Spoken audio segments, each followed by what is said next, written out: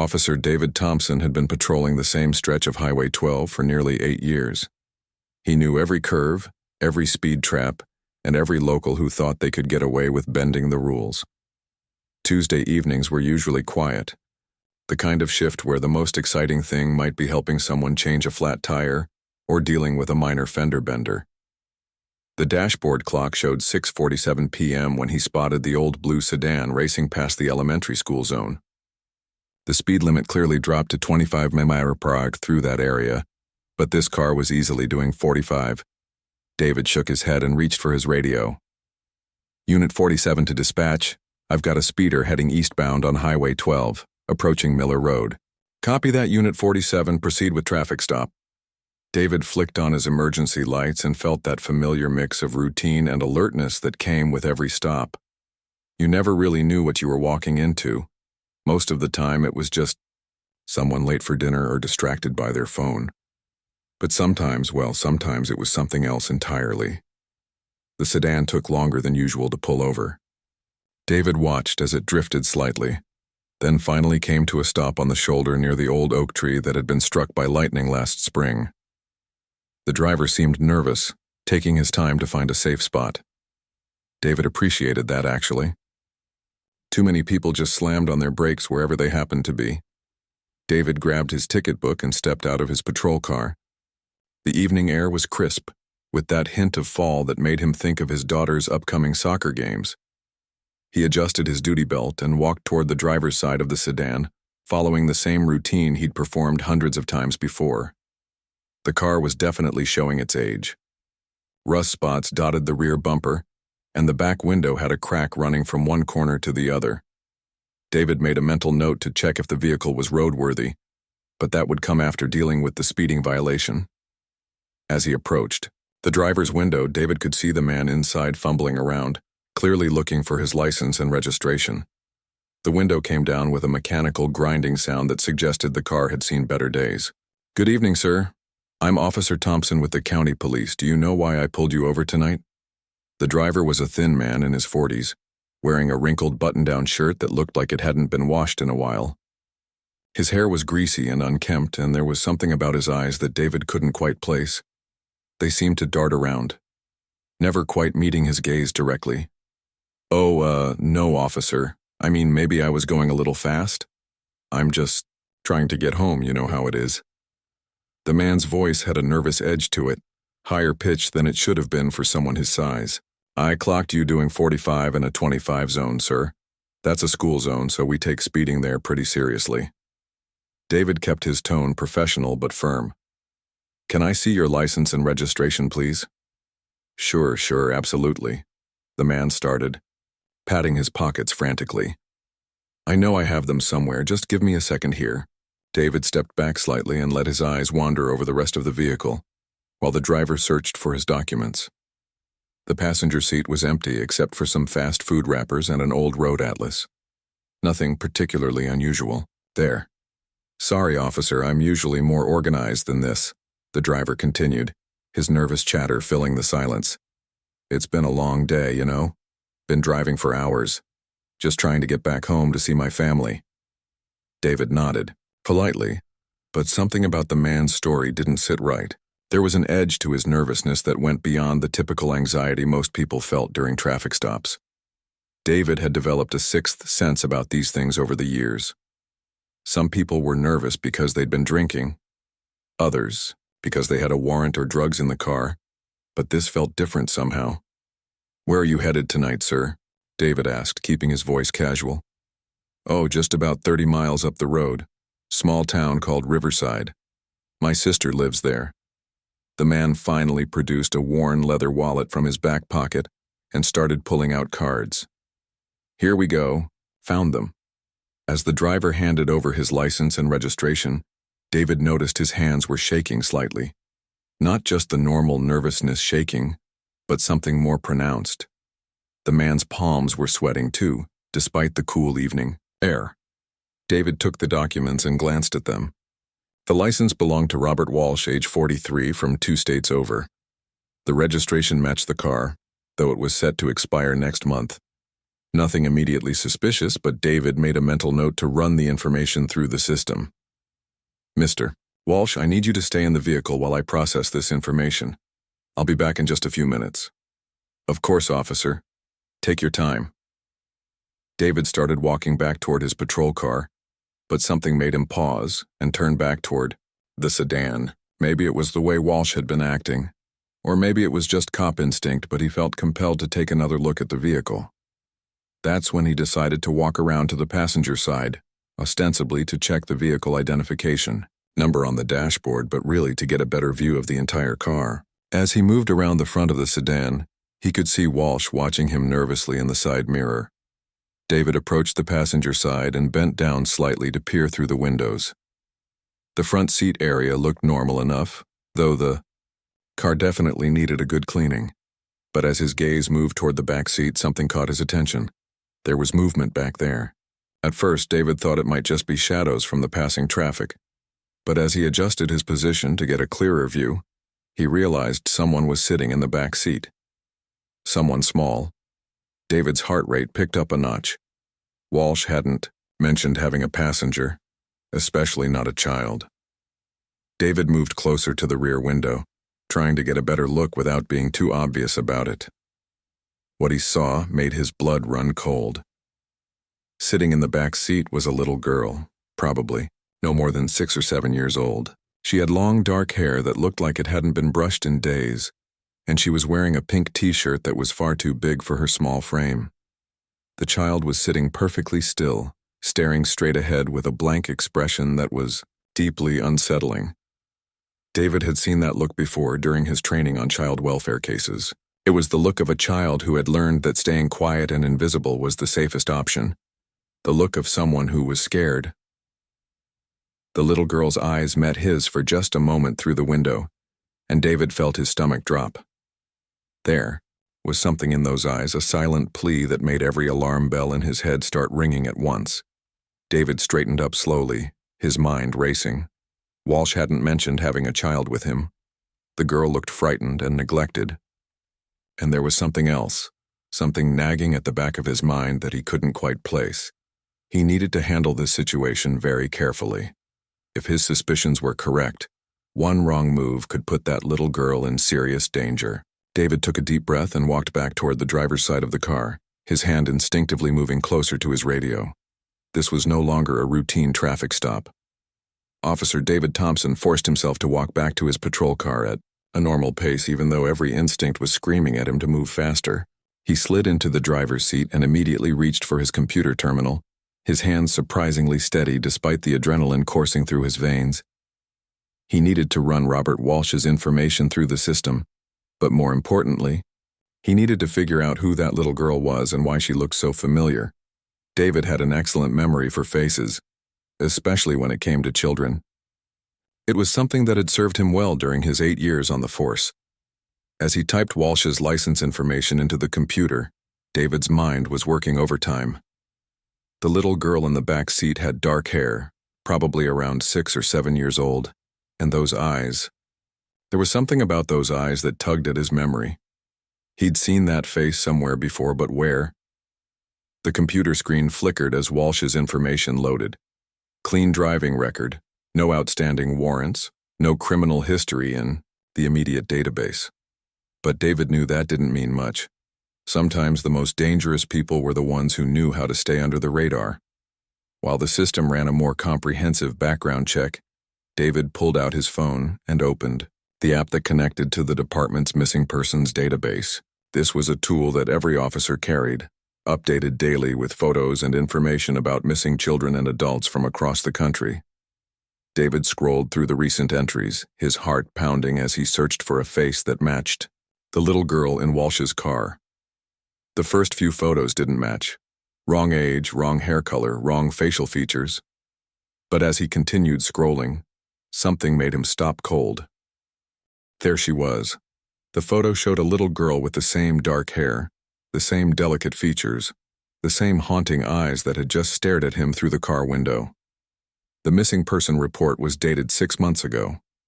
Her name was Sophie Chen, age 7, last seen playing at Riverside Park in a town 3 states away. She had been wearing a yellow sundress when she disappeared, not the oversized pink shirt she was wearing now. David's hands trembled slightly as he read the details of the case. Sophie had been playing on the swings while her mother sat on a nearby bench, reading a book. When her mother looked up just 5 minutes later, Sophie was gone. No witnesses, no signs of struggle, no trace of where she might have gone. The case had made national news for weeks. David remembered now why the face had looked so familiar. Sophie's photo had been plastered on every missing child bulletin, every police station notice board, every social media post shared by concerned citizens across the country. He'd seen that sweet, innocent face dozens of times over the past 6 months. The background check on Walsh completed, and David's stomach dropped even further. While Walsh had no recent criminal record, there was something in his past that made David's blood run cold.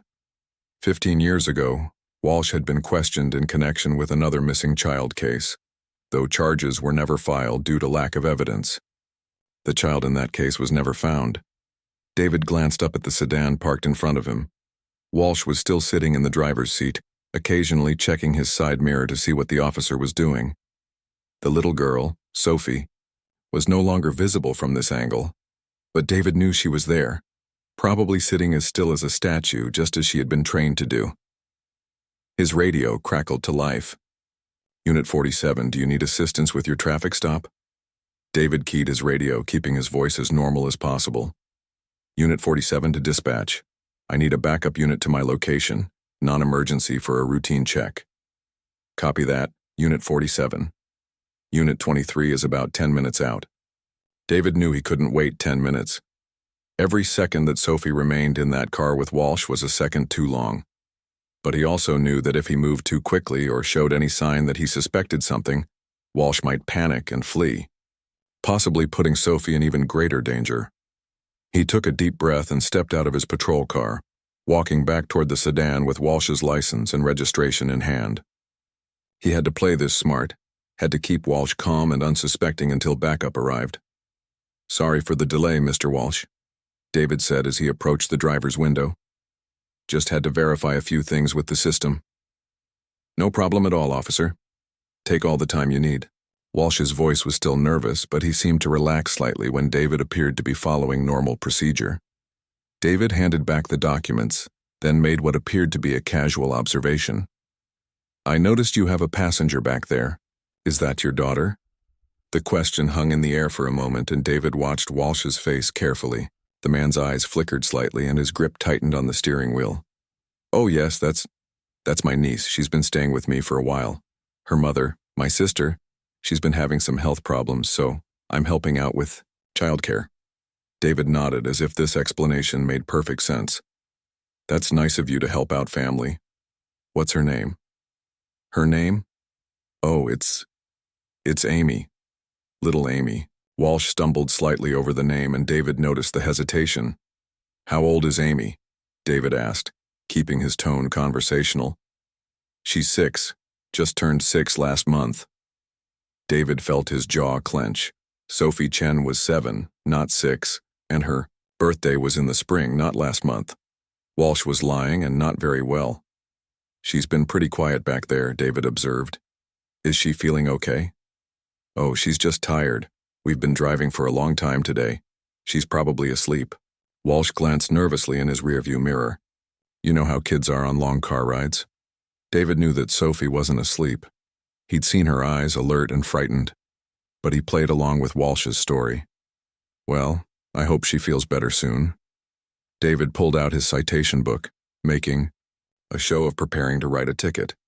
Now, about that speeding violation.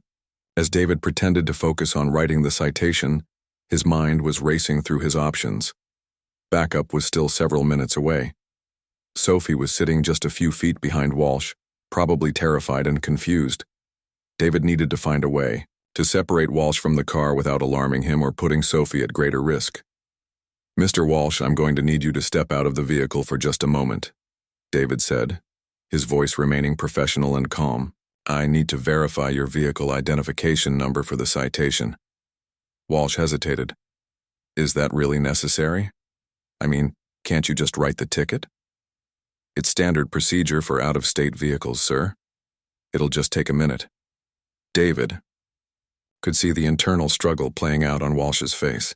The man knew that refusing would be suspicious, but he clearly didn't want to leave Sophie alone in the car, where she might try to communicate with the officer. Finally, Walsh opened his door and stepped out, his movements slow and reluctant. Okay, but let's make this quick. Amy gets nervous when I'm not in the car. As Walsh stood beside his vehicle, David moved toward the front of the car to check the VIN number on the dashboard. But his real purpose was to position himself where he could see Sophie more clearly, and where Walsh couldn't easily get back into the car quickly. Through the windshield, David could see Sophie sitting in the back seat, her small hands folded in her lap. When she noticed him looking at her, her eyes widened slightly, and David could see the fear and hope warring in her expression. David gave her the slightest nod, hoping to convey that help was coming, that she just needed to hold on a little longer. Sophie's lips moved silently, and David thought he could make out the word help. In the distance, David could hear the sound of an approaching vehicle. Backup was almost here. The sound of the approaching patrol car grew louder, and David could see the headlights in his rearview mirror. Officer Lisa Rodriguez was behind the wheel of Unit 23, and David had never been happier to see backup in his entire career. Lisa was experienced, smart, and most importantly, she knew how to handle delicate situations without making them worse. David kept his expression neutral as he continued his fake inspection of the vehicle identification number on Walsh's dashboard. He needed to buy just a little more time until Lisa could get into position. Everything looks good with the VIN number, Mr. Walsh, David said, straightening up slowly. Just need to finish writing up this citation and you'll be on your way. Walsham nodded, but David could see the sweat beading on his forehead despite the cool evening air. The man's eyes kept darting to the approaching backup unit, and his nervousness was becoming more obvious by the second. Is there a problem, officer? I mean, why is another police car coming? Walsh's voice had climbed higher, and he was starting to shift his weight from foot to foot like he was getting ready to run. Oh, that's just my partner, David lied smoothly. She's helping me with some paperwork tonight. Nothing to worry about. Lisa's patrol car pulled up behind David's vehicle, and she stepped out with the casual confidence that came from 15 years on the force. David caught her eye and gave her a subtle hand signal. One finger pointed down, then a quick tap on his radio. It was code they'd developed over the years working together. It meant high-priority situation, listen to radio chatter, and be ready for anything. Lisa nodded almost imperceptibly and walked toward them with a friendly smile. Evening, David. How's everything going here? Just finishing up a routine speeding citation, David replied, hoping Lisa would pick up on the underlying tension in his voice. Mr. Walsh here was doing 45 in the school zone. Ah, well, we all get in a hurry sometimes, Lisa said, directing her comment to Walsh. But David noticed her eyes were already scanning the vehicle, taking in details like the out-of-state plates, the general condition of the car, and most importantly, the small figure visible in the back seat. David saw the exact moment when Lisa spotted Sophie. Her expression didn't change, but her posture shifted almost imperceptibly. She was now in full alert mode, just like David. Beautiful evening for a drive, Lisa continued conversationally. Are you folks just passing through or visiting family in the area? Just passing through, Walsh answered quickly. Actually, we should probably get going soon. My niece gets carsick if we stay stopped too long. David and Lisa exchanged the briefest of glances. They both knew that was likely another lie. Sophie hadn't shown any signs of car sickness, and Walsh seemed awfully eager to get moving now that there were 2 officers on scene. Oh, the poor thing, Lisa said with genuine sympathy in her voice. Kids can have such a hard time with long car rides. How far do you still have to go tonight? Not far. Maybe another hour or so, Walsh replied. But his story was starting to shift from what he'd told David earlier. David decided it was time to apply a little more pressure. Mr. Walsh, I need to ask you to take a few steps away from the vehicle while I complete this citation. It's for officer safety, standard procedure. Walsh hesitated, clearly not wanting to move further from the car where Sophie was sitting. Is that really necessary? I mean, I'm cooperating fully here. I understand, sir, but I do need you to step back about 10 feet, just over here by my patrol car, David insisted, his tone still polite but becoming more authoritative. Reluctantly, Walsh moved away from his vehicle. David could see him glancing back toward the car every few seconds, obviously worried about leaving Sophie alone where she might be able to communicate with the officers. Lisa, meanwhile, had positioned herself near the passenger side of Walsh's car. To anyone watching, it would look like she was just chatting casually with David, but her actual position allowed her to keep an eye on both Walsh and Sophie. David pulled out his citation book again and made a show of writing. I'm going to need some additional information for this citation, Mr. Walsh. Can you tell me your current address? Walsh rattled off an address, but David noticed it didn't match the one on his driver's license. Another inconsistency to add to the growing list. And what's your destination tonight? I told you I'm visiting my sister in Riverside. Right. And what's her name and address? Walsh paused for just a moment too long. Her name is Linda. Linda Walsh. She lives on Maple Street. I don't remember the exact house number. David nodded as if he was writing this information down, but he was actually using the time to think. Every answer Walsh gave seemed to be made up on the spot. No one forgets their sister's exact address, especially when they're supposedly going to visit her. From the corner of his eye, David saw Lisa lean slightly toward the passenger window of Walsh's car. She was trying to get a better look at Sophie, and possibly to make some kind of reassuring contact with the frightened child. Mr. Walsh, Lisa called out, your niece seems pretty quiet back there. Is she feeling all right? She's fine. Walsh snapped, his composure finally starting to crack. She's just tired. Look, how much longer is this going to take? We really need to get going. David looked up from his citation book. Just a few more minutes, sir. I know it's inconvenient, but we want to make sure everything is handled properly. What David really wanted was more time to figure out the best way to handle this situation. Sophie was clearly the missing child from the bulletins, and Walsh was obviously not her uncle. But they needed to be extremely careful about how they proceeded. One wrong move could put Sophie in immediate danger. Lisa walked back toward David, ostensibly to discuss something about the citation, but really to update him on what she'd observed. The child appears scared but unharmed, she said quietly, positioning herself so Walsh couldn't hear. She made eye contact with me briefly. Definitely seems like she wants help. It's her, David whispered back. Sophie Chen from the missing persons reports, 6 months ago. Lisa's eyes widened slightly, but she maintained her professional composure. What's our play? We need to separate him from the car completely. Get him focused on something that requires his full attention, away from the vehicle. David had an idea. He walked back toward Walsh, holding his citation book. Mr. Walsh, I'm afraid there's a small problem with your vehicle registration. It shows as expiring next month, but our system is indicating there might be an issue with your insurance verification. I'm going to need you to call your insurance company to verify your current coverage. Walsh's face went pale. Right now?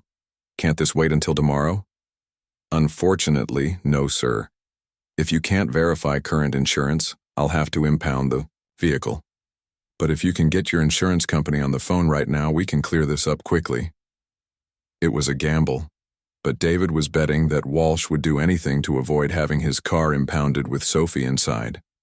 He was also betting that Walsh either didn't have insurance or had fake documentation, which would create another problem for him to deal with. I don't have my insurance card with me, Walsh admitted. That's okay. You can call them directly. Do you have their phone number? Walsh fumbled for his phone, his hands shaking now. I think so. Let me look. While Walsh was distracted with his phone, Lisa casually walked back toward his car. This time she stopped directly beside the rear passenger window where Sophie was sitting. Sophie looked up when she saw the female officer, and Lisa could see the hope and fear warring in the little girl's eyes. Lisa smiled gently and mouthed the words, "It's okay," through the window. Sophie's eyes filled with tears and she pressed her small hand against the glass. Lisa had to fight back her own tears at the sight.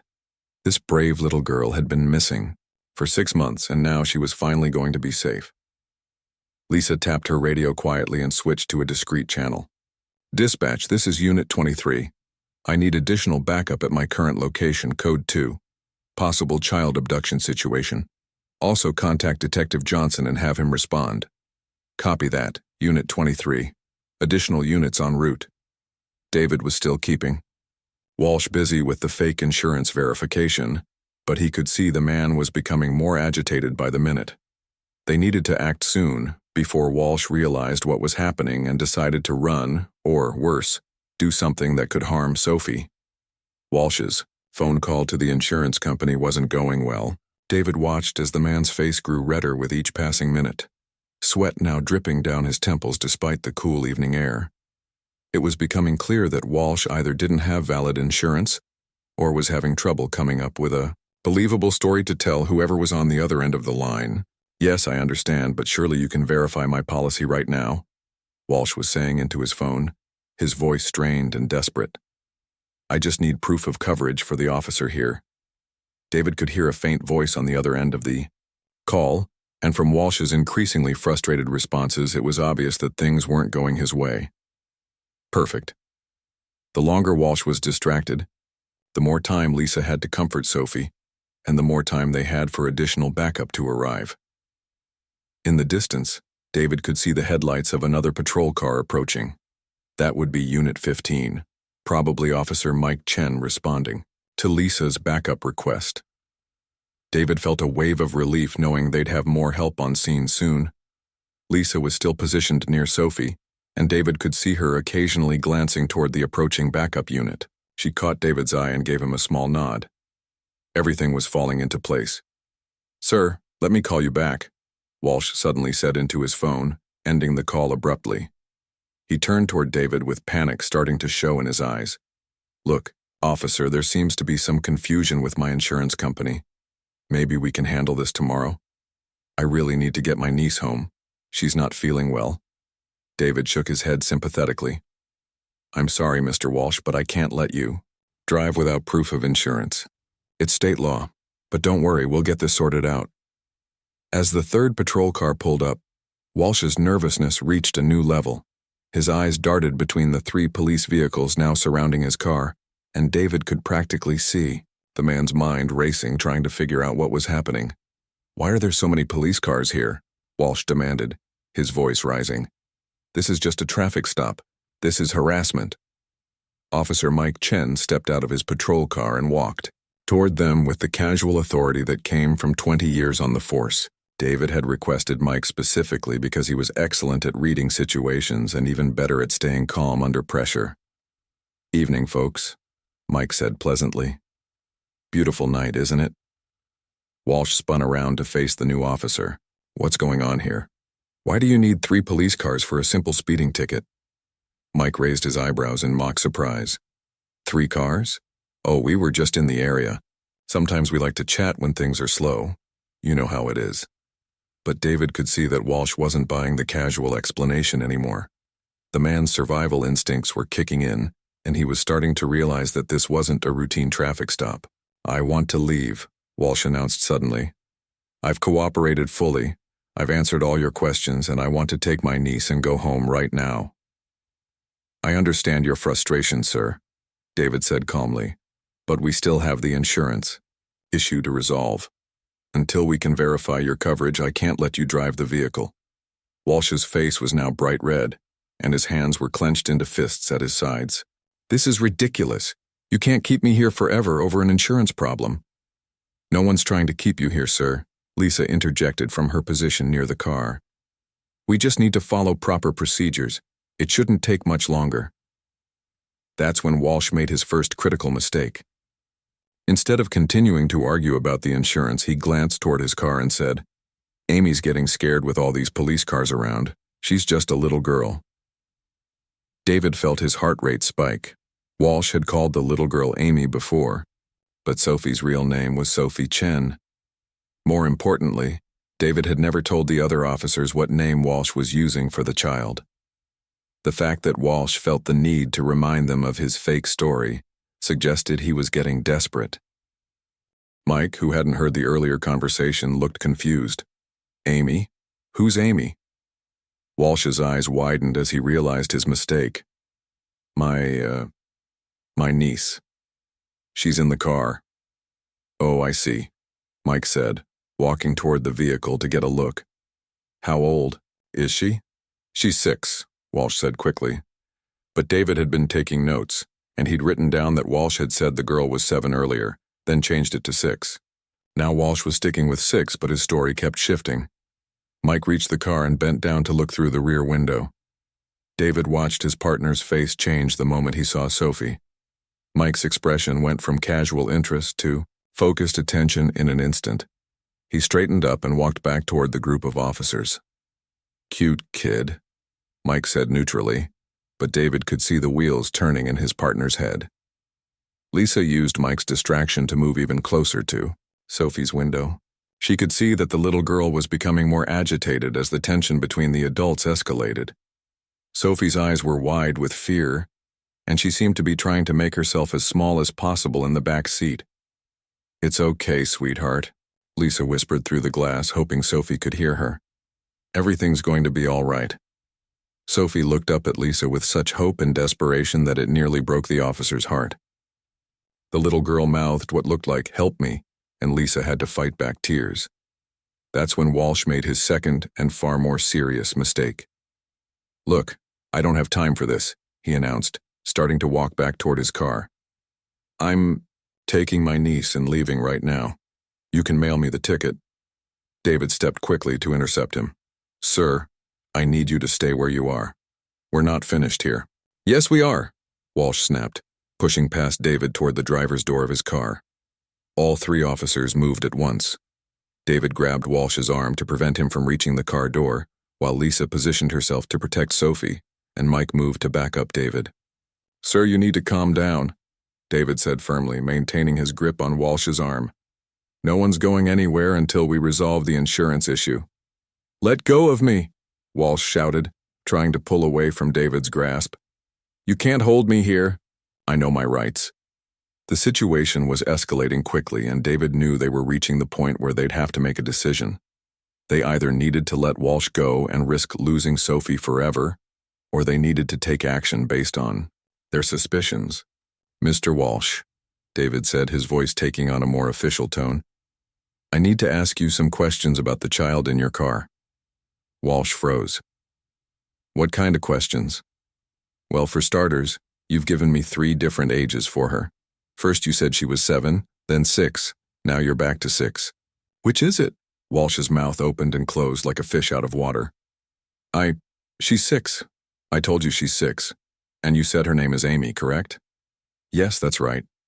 Amy. David pulled out his phone and showed Walsh the missing person bulletin, with Sophie's photo. Because this little girl looks exactly like Amy, but her name is Sophie Chen and she's been missing for 6 months. The color drained completely from Walsh's face. For a moment, he just stared at the phone screen, and David could see the exact moment when Walsh realized he'd been caught. I don't know what you're talking about, Walsh said weakly, but there was no conviction in his voice anymore. The resemblance is pretty remarkable, don't you think? Mike added, moving to Walsh's other side. Same hair, same eyes, same facial structure. What are the odds? Walsh looked around desperately like a trapped animal searching for an escape route. 3 patrol cars blocked any easy exit, and 3 experienced officers surrounded him. But David could see that Walsh was still calculating, still looking for a way out. I want to call my lawyer, Walsh announced suddenly. That's your right, David replied. But first, we need to verify the identity of the child in your car, for her safety. She's my niece. I already told you that. Then you won't mind if we ask her a few questions, Lisa said, moving toward the car door. No! Walsh shouted, lunging toward the vehicle. Don't touch her! She's scared of strangers! That was the final straw. David and Mike both grabbed Walsh, restraining him before he could reach the car. Robert Walsh, you're under arrest, David announced, pulling out his handcuffs. The desert was unusually quiet that night. Officer David Chen had been working the border patrol for almost 4 years now, and he could usually tell when something was different. The air felt heavy, like it does before a storm, but there wasn't. A cloud in the October sky. It was Sunday, October 15th, 1995. David was driving his regular route along the Arizona border, the same path he'd taken hundreds of times before. His shift started at 8 p.m., and by 11:30, he'd already checked 3 suspicious areas that turned out to be nothing more than desert animals moving through the brush. The radio crackled to life. Unit 47, this is dispatch. We've got reports of lights moving near the old mining road about 15 miles east of Checkpoint Charlie. Can you investigate? David picked up his radio. Copy that, dispatch. I'm about 20 minutes out. Will report back shortly. He'd been to that mining road before. It was one of those places that drug smugglers like to use because it was so remote. The road hadn't been used for legitimate mining in over 30 years, but it still provided a decent path through the rocky terrain. Perfect for people who didn't want to be seen. As David drove toward the location, he thought about his life back home. His girlfriend Lisa was probably watching her favorite TV show right now. They'd been together for 2 years, and he was planning to propose to her next month. He'd already picked out the ring and everything. Life was good, and David felt like he was finally on the right track. The mining road was darker than usual. David's headlights cut through the night as he slowly made his way down the dusty path. He'd driven about 2 miles when he saw them, strange lights flickering in the distance. They weren't the steady glow of car headlights or the random pattern of a campfire. These lights were moving in a deliberate way, like someone was signaling. David stopped his vehicle and reached for his radio. Dispatch, this is Unit 47. I can confirm unusual activity at the mining road location. I see lights moving about half a mile ahead of my position. I'm going to investigate on foot. Copy that, Unit 47. Be careful out there, and keep us updated. David parked his patrol car and stepped out into the cool desert air. He checked his weapon and grabbed his flashlight. The lights were still visible in the distance, but they seemed to be getting dimmer. He started walking toward them, being careful to stay quiet and alert. What David didn't know was that someone was watching him. Hidden among the rocks and desert plants, eyes tracked his every move. This wasn't the first time law enforcement had stumbled upon this particular area, and it wouldn't be the last. As David got closer to where the lights had been, they suddenly disappeared completely. He stood still for a moment, listening carefully. The desert was silent except for the gentle wind moving through the cacti. No voices, no engines, no movement of any kind. He keyed his radio again.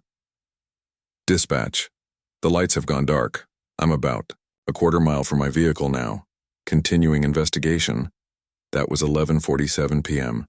It would be the last transmission anyone would ever receive from David Chen. Back at the dispatch center, the night supervisor wasn't immediately worried when David didn't check in again. Officers sometimes got busy with situations and forgot to radio in updates. But when midnight passed, then 12:30, then 1 a.m., concern began to grow. Unit 47, please respond, the dispatcher called several times. Nothing but static came back. By 2 a.m., the supervisor decided to send another officer to check on David. Officer Rodriguez was dispatched to the mining road area with instructions to look for Unit 47 and provide assistance if needed. Rodriguez found David's patrol car at exactly 2:23 a.m. The vehicle was parked neatly alongside the dirt road, engine still running, headlights still on. The driver's door was open, but there was no sign of David anywhere. Rodriguez immediately called for backup and began searching the immediate area. What he found was puzzling and disturbing. David's radio was sitting on the passenger seat of his car.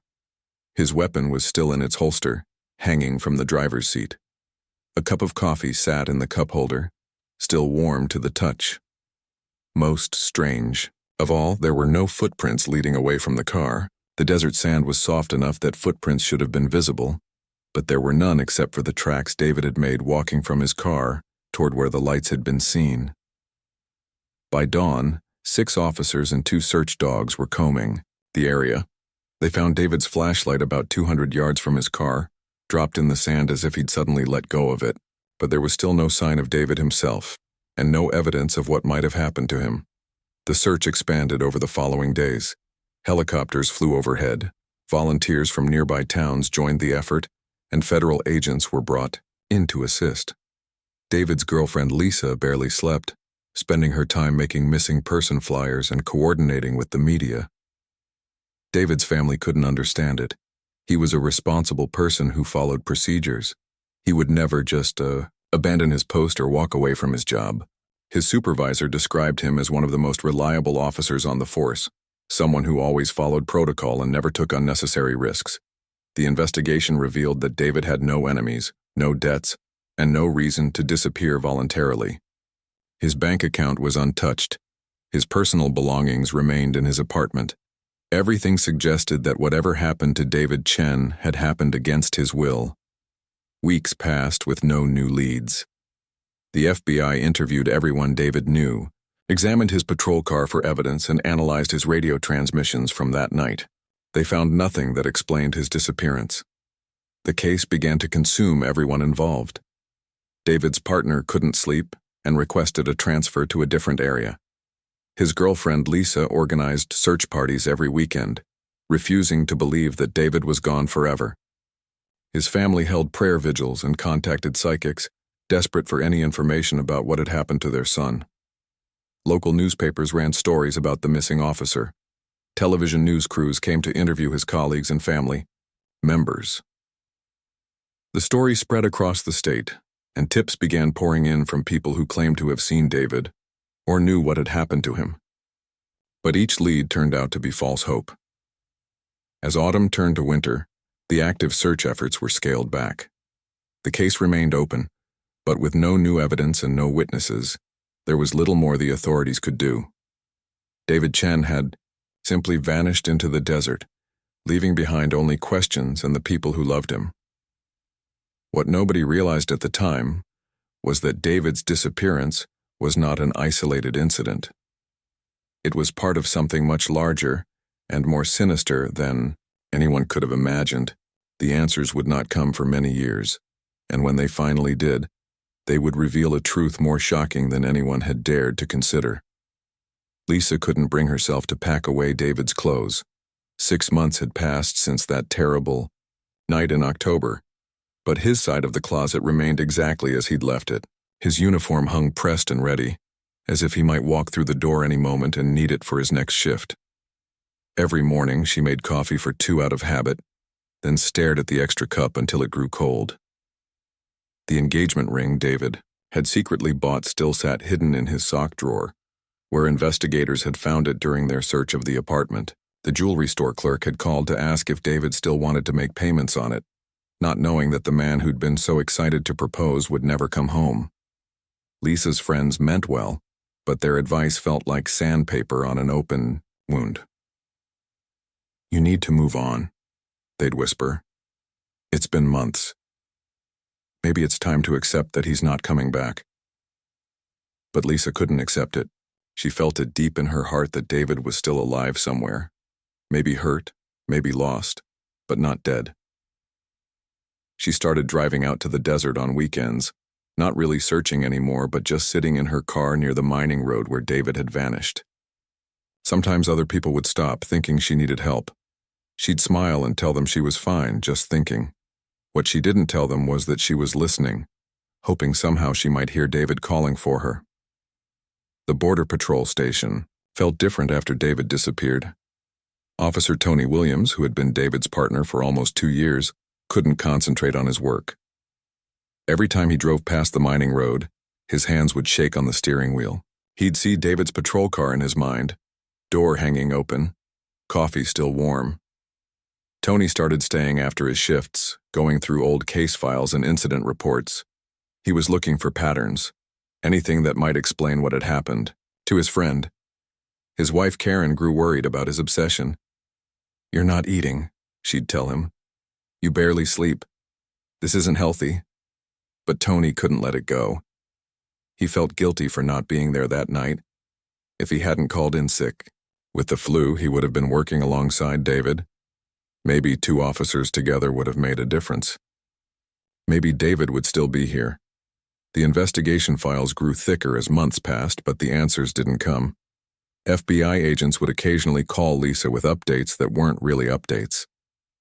"We're still working the case," they'd say. "We haven't forgotten about David." But Lisa could hear in their voices that the case was getting colder. David's mother, Patricia, organized candlelight vigils every month on the anniversary of his disappearance.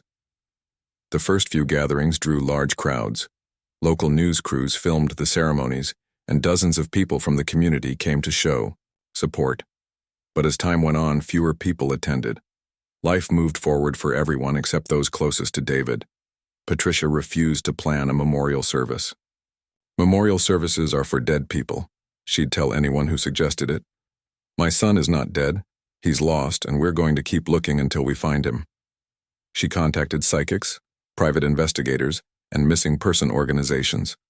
Most took her money and gave her false hope, but she couldn't stop herself from trying. Tony's marriage began to suffer under the weight of his obsession.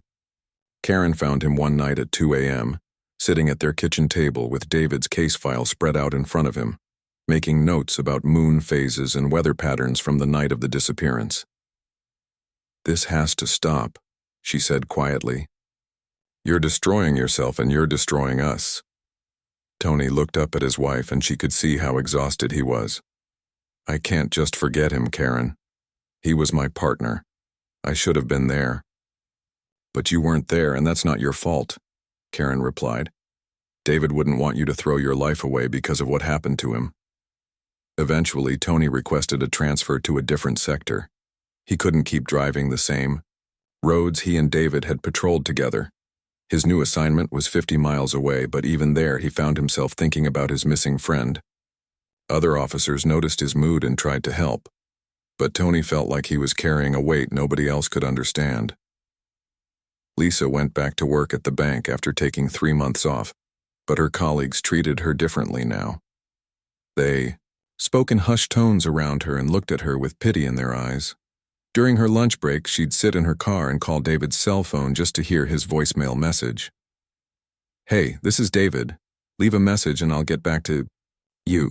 The cellular company had threatened to disconnect the number for non-payment, but Lisa kept paying the bill, afraid that if she let it go, she'd lose one more piece of him. The worst part was the false alarms. Every few weeks, someone would call the police with a David sighting. A hitchhiker on Highway 85 who looked like him from behind. A man with amnesia found in a Phoenix hospital. A customer at a gas station in Tucson who had the same haircut and build. Each time, Lisa's heart would race with hope. She'd drop everything and drive to wherever the sighting had occurred, only to find it wasn't David at all. The disappointment was crushing, but she couldn't stop herself from hoping that the next call would be different. 1 year passed, then 2, then 3. The case file moved from active investigation to cold case status. New officers joined the Border Patrol station, who had never known David. Lisa finally packed away some of his clothes, but she kept his favorite shirt and wore it sometimes when the loneliness felt overwhelming. Tony eventually saw a counselor about his survivor's guilt. The therapist helped him understand that he couldn't have prevented what happened to David, but the knowledge didn't make the pain go away completely. He still drove past the mining road sometimes during his off hours, still hoping to see something the investigators had missed. Patricia started a support group for families of missing law enforcement officers. She discovered there were more cases, like David's, than she'd ever realized. Officers who had vanished without a trace, leaving behind families who couldn't grieve properly because they didn't know if their loved ones were dead or alive. Lisa learned to live with uncertainty, but she never learned to live without hope. She moved to a smaller apartment but kept David's phone number as her emergency contact. She dated occasionally, but no relationship lasted long. How could she explain to someone new that her heart was still waiting for a man who might never come home? By 2004, most people had stopped talking about David Chen's disappearance. The case was nearly a decade old, and newer tragedies had captured public attention. But for Lisa, Patricia, and Tony, every day was still marked by his absence. They didn't know that change was coming, or that the answers they'd been seeking were about to surface in the most unexpected way.